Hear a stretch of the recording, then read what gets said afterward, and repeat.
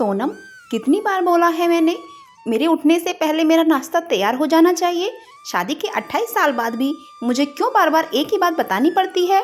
तुम्हें क्या पता ऑफिस का काम क्या होता है? गवार कहीं की, तुम तो आराम से घर पर रहोगी, मुझे ऑफिस जाना पड़ता है। मुझे पता है तुम ये जानबूझकर करती हो। सुधर जाओ, वरना मुझसे बुरा कोई नहीं होगा।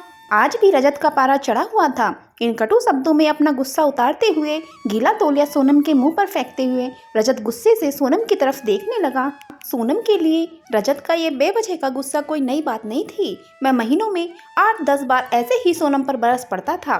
पहले पहले सोनम उसके द्वारा किए गए गलत व्यवहार का विरोध किया करती थी, लेकिन जब कई साल तक रजत में कोई बदलाव नहीं दिखा, सोनम ने खुद को ही बदल दिया।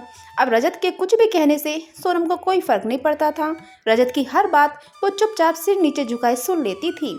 शादी के पहले 2 साल तक सोनम ने पूरी कोशिश की थी कि रजत को बदला जाए, लेकिन फालतू का गुस्सा करना और बाद में सोनम को भला बुरा कहना, ये मानो जैसे उसकी आदत बन गई थी।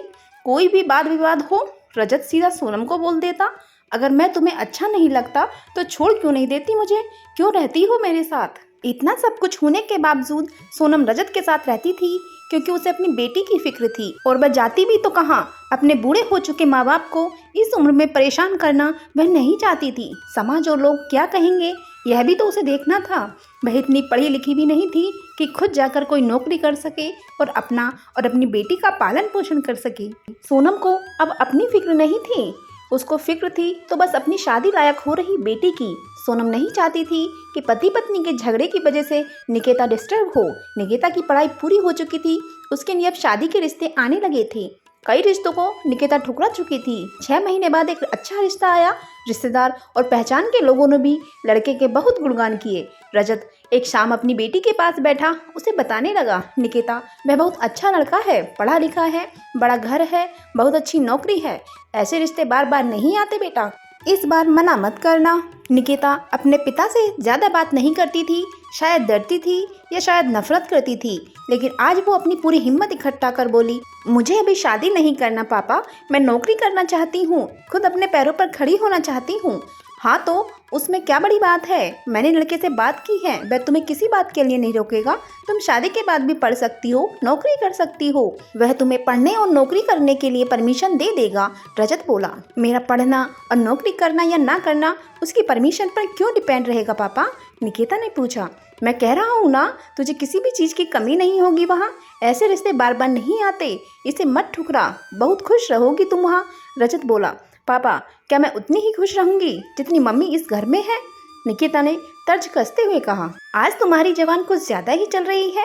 रजत गुस्से से आंखें बड़ी करते हुए बोला, पापा मुझे शादी नहीं करनी है, कम से कम इस जन्म में तो नहीं करनी, क्योंकि शादी के बाद अगर वह लड़का आपके जैसा निकला तो मैं क्या करूंगी? मुझे आपके जैसा जीवन साथी नहीं चाहिए पापा, जो बिना बात के मुझ पर हमेशा चिल्लाए, नहाकर निकलने पर गीला तौलिया मेरे मुंह पर मारे। मुझे कुछ भी अपनी पसंद का लेना हो तो 50 बार सोचना पड़े, कहीं वह नाराज तो ना हो जाएंगे। मेरी तबीयत कैसी भी हो उसे परवाह ना हो, रोटी थोड़ी मोटी बन जाए या सब्जी में कभी नमक कम पड़ जाए तो घर सर पर उठा ले, उसका पर्स ना मिले तो भी मुझे ही दोष निकाले और हर छोटी मोटी बात पर मुझे गवार कहे। निकेता ने अपने पापा के प्रति अपने दिल में भरी बरसों की नफरत को आज खाली करते हुए पापा से सब कह दिया। रजत का गुस्सा 7वें आसमान पर था, लेकिन उसके मुंह से एक भी शब्द नहीं फूट रहा था। वो निकेता की बातें सुन रहा था।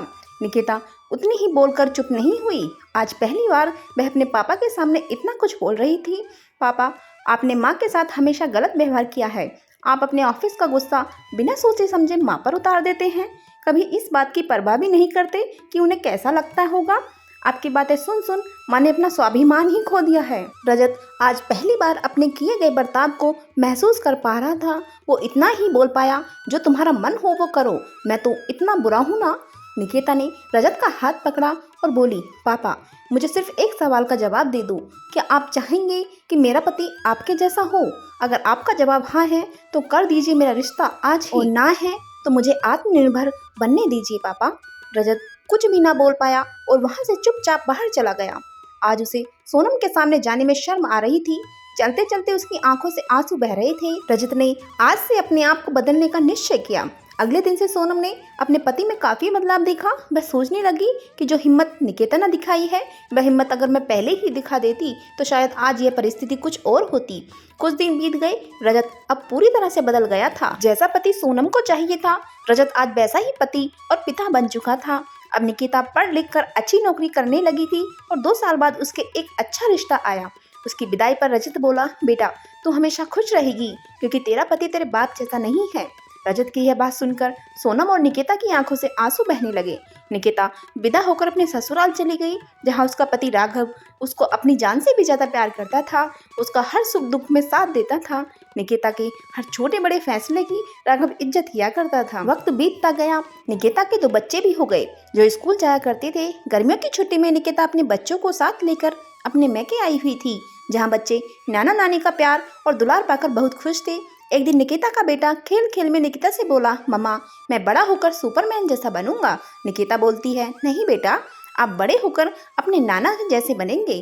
पास में खड़े निकिता के पापा निकिता की ये बात सुनकर गर्व महसूस करने लगे और सोचने लगे, जो बेटी पहले अपने पापा जैसा पति नहीं चाहती थी, वो आज अपने बेटे को मेरे जैसा बनाना चाहती है। खुशी के आंसू निकिता के पापा की आंखों में साफ दिख रहे थे। दोस्तों, हमारे समाज में औरतों को भले ही देवी का दर्जा दिया जाता है, लेकिन वह स्वतंत्रता नहीं दी जाती जो उन्हें देनी चाहिए। उन्हें बचपन से ही बताया जाता है कि वह पराया धन है। स्कूल से आने में देर हो जाए तो पिटाई मिलती है। मोबाइल पर बातें करते हुए दिखा जाए तो खिड़की से झांकते हुए दिख जाए तो शक किया जाता है। माँ बाप का घर तुम्हारा नहीं है, पति का घर ही तुम्हारा है। जीवन भर यह बातें बता बता कर उन्हें ससुराल भेज दिया जाता है और एक दिन किसी छोटे मोटे झगड़े में ससुराल वालों से उन्हें सुनना पड़ता है कि इस घर को छोड़ दो और मायके चली जाओ। अब आप ही बताइए दोस्तों, ऐसी लड़की का सच्चा घर कौन सा है? आखिरकार वह किस घर को अपना कहे? कमेंट्स बॉक्स में जरूर बताइएगा। वीडियो को लाइक करें, शेयर करें, चैनल को सब्सक्राइब करें। मिलते हैं अगली वीडियो में। धन्यवाद।